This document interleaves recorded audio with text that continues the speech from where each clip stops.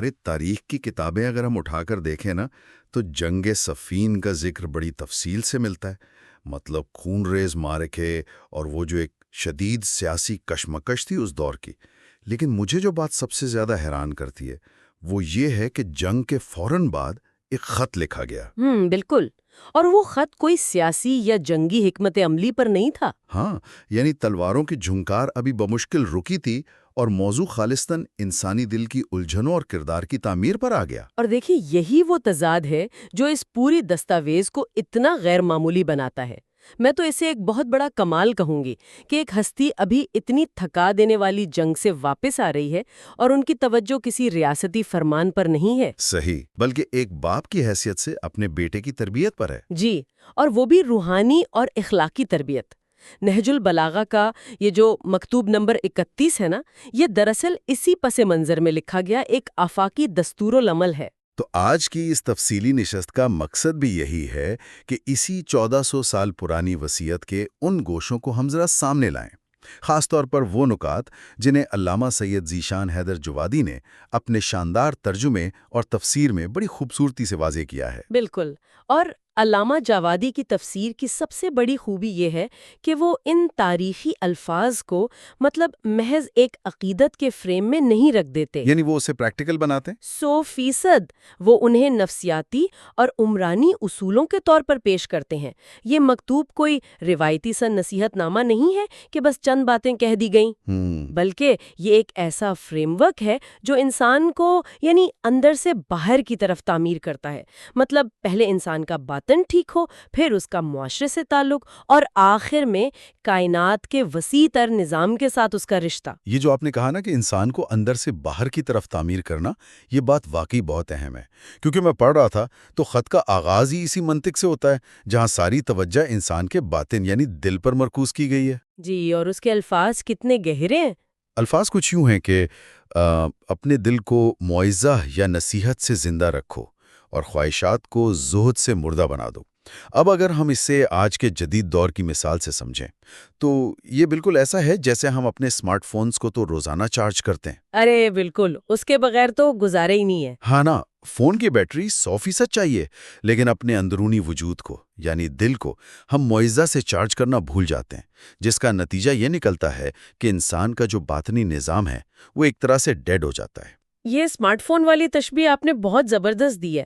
اسے اگر میں تھوڑا اور آگے بڑھاؤں تو دیکھیں، جب فون کی بیٹری ڈیڈ ہو جائے تو اس میں موجود جتنی بھی مہنگی اور جدید ایپس ہیں وہ سب کام کرنا چھوڑ دیتی ہیں. صحیح، اسکرین ہی بلیک ہو جاتی ہے. بالکل.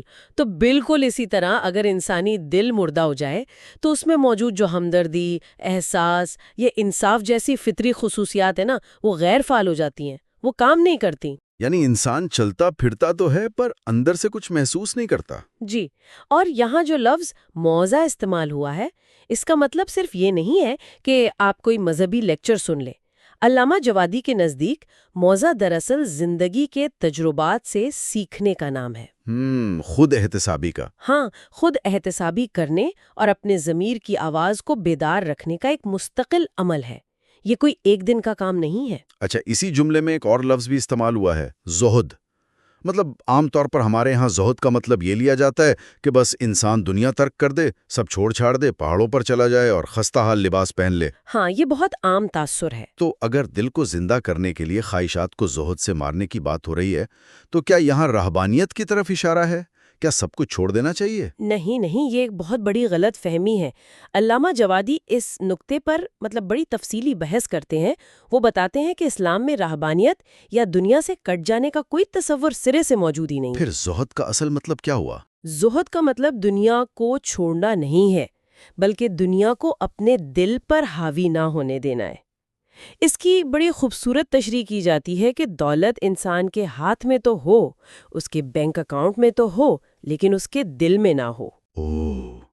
مطلب اگر وہ دولت کل کو چھن بھی جائے تو انسان کی ہستی نہ بکھرے، وہ پاگل نہ ہو جائے. بالکل. خواہشات کو زہد سے مردہ کرنے کا اصل مطلب یہی ہے کہ انسان اپنی خواہشات کا غلام نہ بنے. خواہشات اس کے کنٹرول میں ہونی چاہیے، وہ خواہشات کے کنٹرول میں نہ ہو. یہ تشریح تو واقعی اس پورے تصور کو ایک نیا اور بڑا پریکٹیکل رخ دیتی ہے. اور میرا خیال ہے کہ جب انسان کا دل زندہ ہو اور خواہشات قابو میں ہوں تبھی وہ اس قابل ہوتا ہے کہ مکتوب کے اس شاندار ترین اصول پر عمل کر سکے۔ آپ وہ انسانی تعلقات والے اصول کی بات کر رہے ہیں؟ جی ہاں، جو انسانی تعلقات کی اصل بنیاد ہے۔ خط میں لکھا ہے کہ اپنے نفس کو اپنے اور دوسروں کے درمیان میزان یا ترازو قرار دو۔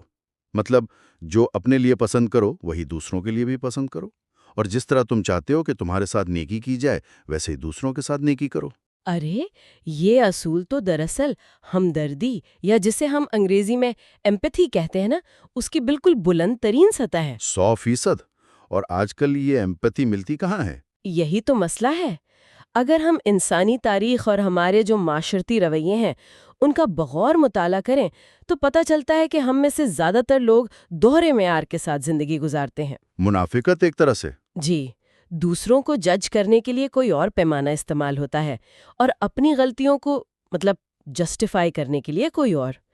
انسان اپنے لیے ہمیشہ رحم اور درگزر کا طلبگار ہوتا ہے۔ ہاں، کہ مجھے معاف کر دیا جائے، میری تو مجبوری تھی۔ بالکل، لیکن دوسروں کی ذرا سی غلطی پر وہ سخت ترین انصاف مانگتا ہے کہ اسے تو سزا ملنی ہی چاہیے۔ اس نقطے پر اگر غور کیا جائے تو مجھے یہ محسوس ہوتا ہے کہ یہ اصول معاشرے کو کسی بیرونی قانون یا پولیس کا محتاج ہی نہیں بناتا۔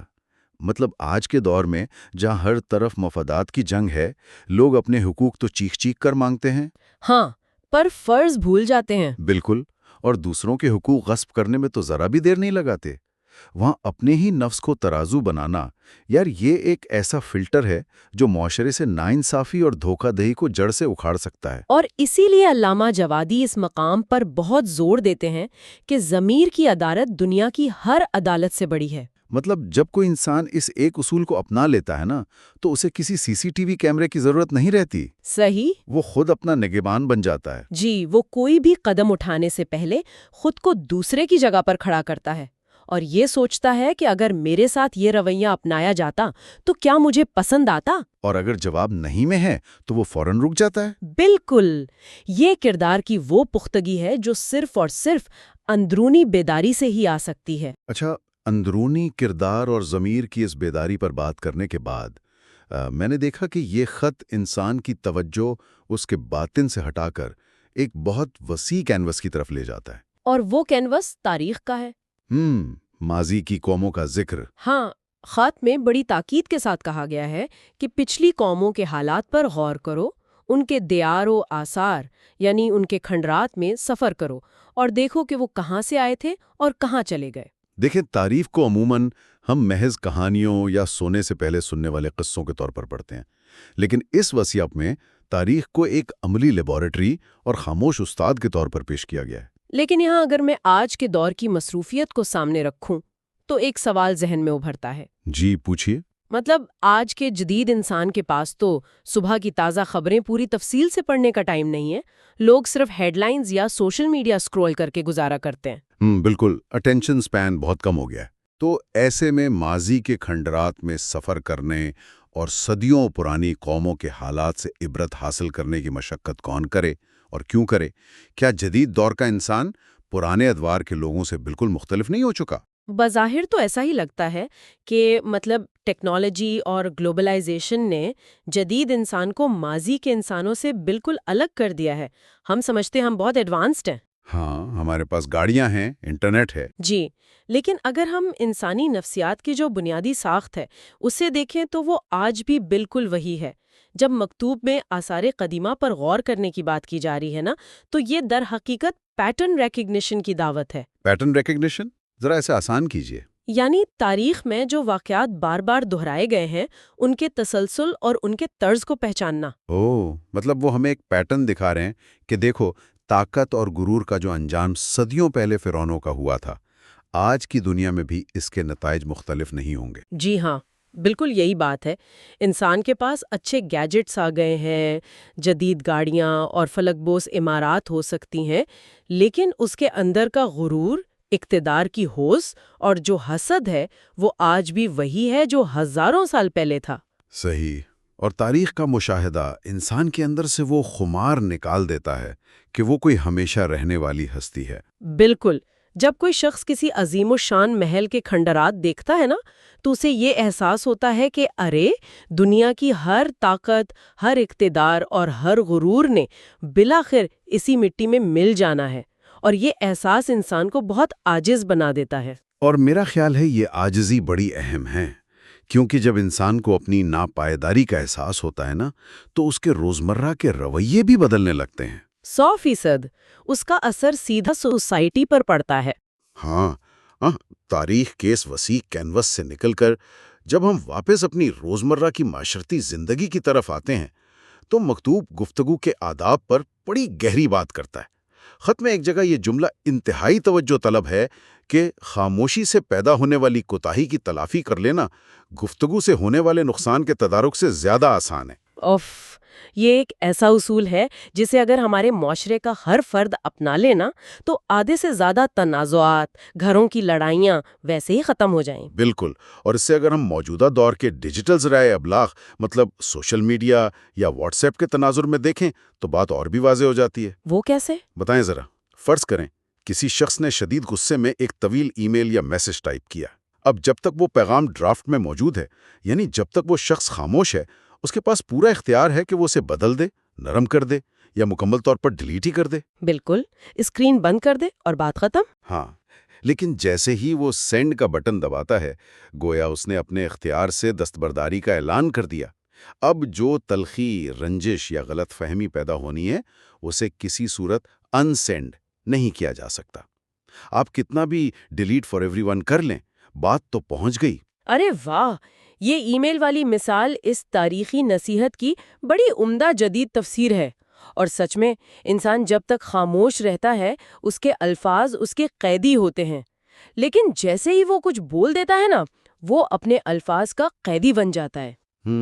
پھنس جاتا ہے وہ۔ جی، بعض اوقات ایک چھوٹا سا طنز، ایک تلخ جملہ یا کوئی بغیر سوچی سمجھی بات سالوں کی رفاقتوں اور دوستیوں میں ایسی درار ڈال دیتی ہے جو پھر کبھی نہیں بھرتی۔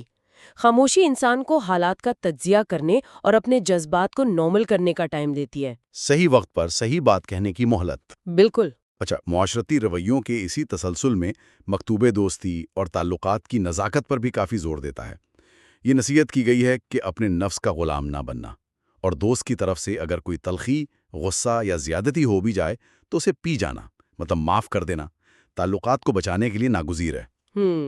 لیکن یہ کام کہنے میں جتنا آسان ہے، پریکٹیکل لائف میں اتنا ہی مشکل ہے، کیونکہ انسان کی سب سے بڑی کمزوری تو اس کی انا یعنی ایگو ہے۔ میں کیوں جھکوں؟ اور یہی وہ مقام ہے جہاں علامہ جوادی کی تفسیر انسان کو ایک بالکل نیا زاویہ نگاہ دیتی ہے۔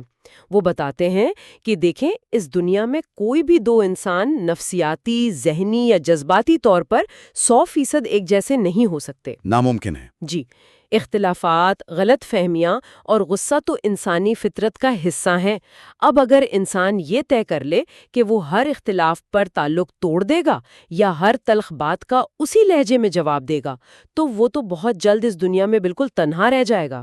یعنی دوست کے غصے کو برداشت کرنا اور درگزر سے کام لینا یہ کمزوری کی علامت نہیں ہے۔ اکثر لوگ اسے بزدلی سمجھتے ہیں۔ ہرگز نہیں، بلکہ یہ انسان کی ذہنی پختگی، اس کے ظرف کی وسعت اور اخلاقی برتری کی نشانی ہے۔ یہ اس بات کا ثبوت ہے کہ ایک انسان کے نزدیک اس تعلق کی قدر اپنے وقتی غصے اور انا کی تسکین سے کہیں زیادہ ہے۔ رشتہ بچانا زیادہ ضروری ہے۔ جی، یہی درگزر اور برداشت تو وہ سیمنٹ ہے جو کسی بھی معاشرے یا خاندانی نظام کو ایک ساتھ جوڑ کر رکھتا ہے۔ بات تو آپ کی بالکل ٹھیک ہے، لیکن معاشرے میں یہ جو برداشت اور درگزر کا رویہ ہے، اس پر عمل درآمد اسی وقت ممکن ہے جب انسان کے اندر عدم تحفظ یا جسے ہم انسیکیورٹی کہتے ہیں، اس کا احساس کم ہو۔ صحیح پوائنٹ ہے۔ اور اگر ہم حقیقت پسندانہ جائزہ لیں تو آج کے انسان کا سب سے بڑا عدم تحفظ اس کے رزق، روزی روٹی اور مستقبل کے حوالے سے ہے۔ مطلب انسان اندرونی سکون بھی چاہتا ہے، لیکن کل کیا ہوگا یہ فکر اسے بے چین رکھتی ہے۔ بالکل، معاشی فکر تو سب سے بڑی فکر ہے۔ تو مکتوب کا جو قبلہ حصہ ہے وہ سیدھا اسی خوف کو مخاطب کرتا ہے اور رزق کے حوالے سے ایک ایسا فلسفہ پیش کرتا ہے جو ہمارے آج کے ماڈرن دور کے معیارات کے بالکل برعکس نظر آتا ہے۔ یہ وجہ ہے کہ معاشی تحفظ انسان کی سب سے بڑی ضرورت ہے۔ اور مکتوب میں جس انداز سے رزق کی حقیقت کو بیان کیا گیا ہے نا، وہ انسان کو ایک بہت بڑے نفسیاتی دباؤ مطلب سٹریس سے آزاد کرنے کا راستہ ہے۔ خط میں کیا درج ہے؟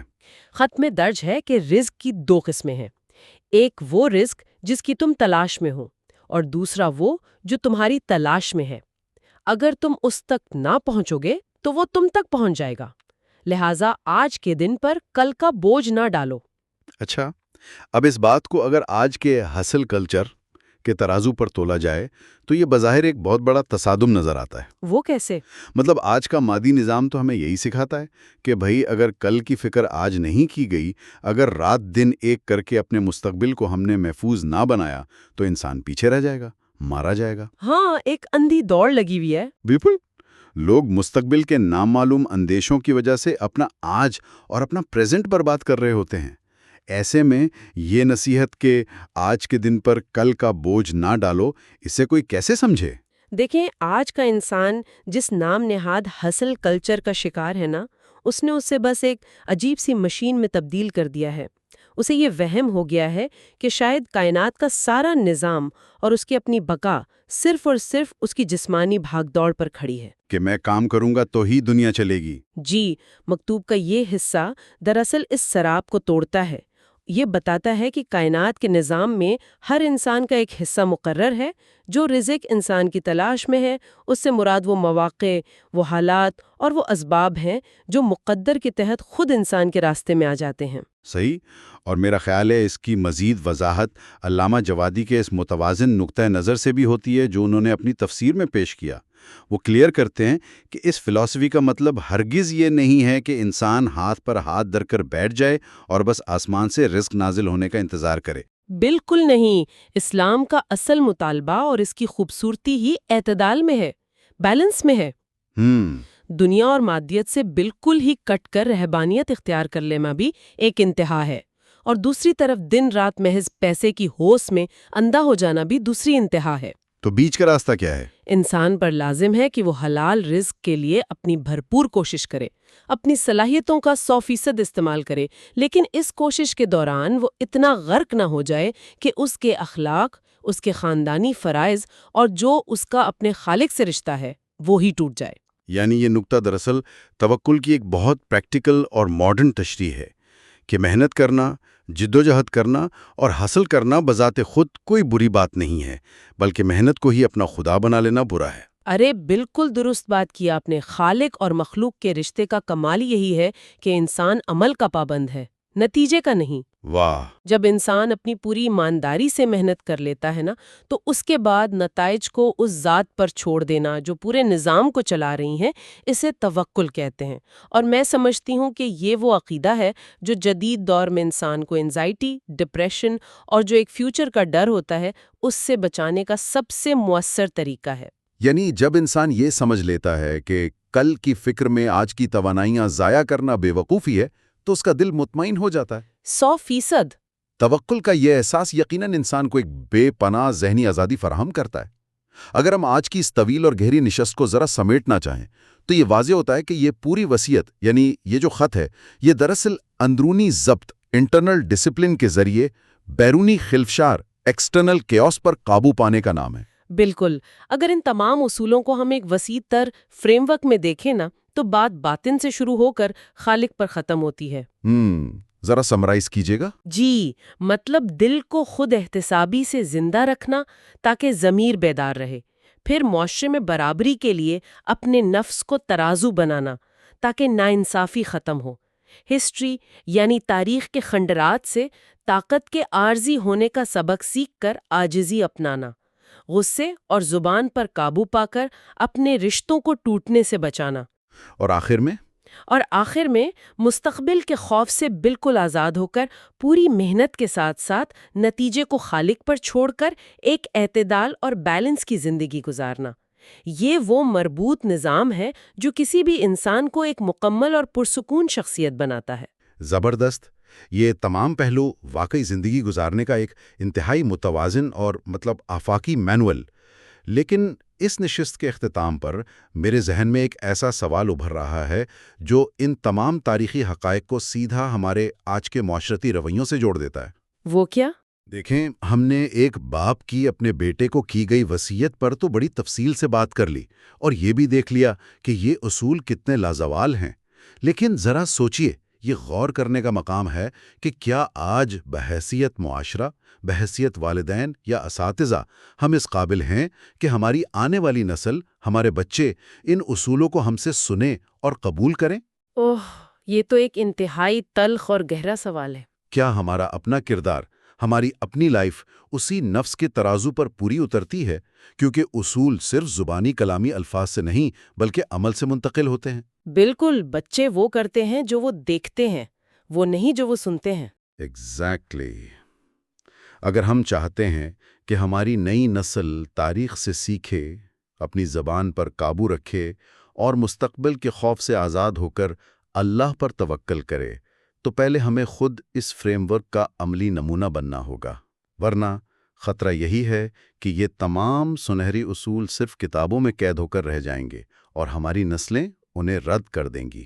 کیا ہم مال و دولت چھوڑ کر جا رہے ہیں، یا وہ اصول جس نے ہمیں انسان بنایا؟ اس پہلو پر ضرور غور کیجیے گا۔ یقیناً، یہ غور و فکر کا ایک ایسا دروازہ ہے جس پر ہم میں سے ہر شخص کو دستک دینی چاہیے۔ اسی جستجو اور فکر انگیز سوال کے ساتھ ہم آج کی نشست کو یہیں ختم کرتے ہیں۔ اعتدال اور توازن کی اس تلاش کو ہمیشہ جاری رکھیے گا۔